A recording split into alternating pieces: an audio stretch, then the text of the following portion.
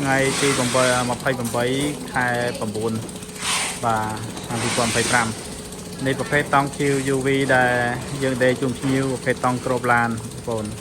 បាទអ្នកដេយើងមានតូចមានធំហ្នឹងហើយតែអ្នកដេសក់យើងជំនាញបាទនេះត្រង់ល្អបាទព្រោះយើងដេមករងថ្ងៃដេរងថ្ងៃបរយដេជាជីបបរយបាទអញ្ចឹងណាហើយសម្រាប់ប្រភេទតង់នេះគេហៅថាតង់ UV យកទៅបាំងក៏បានយកទៅកប់ក្រោមដីក៏បានយកទៅធ្វើដំបូលផ្ទះក៏បានដាំចកសូឡាក៏បានបើជាពិសេសបងប្អូនដែលដាំចកហ្នឹងគឺត្រូវការប្រភេទតង់ហ្នឹងបាទអត់ងាយផុយទេគឺប្រើម្ដងគឺសម្រាប់ចម្ដងហើយយកបាំងត្រង់មន់បាំងជាងផ្ទះហើយគឺប្រើតែម្ដងសម្រាប់ចម្ដងបាទគឺ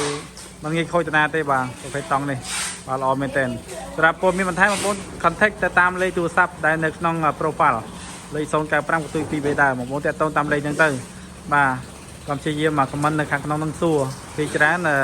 ការឆ្លើយតបយឺតខឹងតែម្ដងបាទ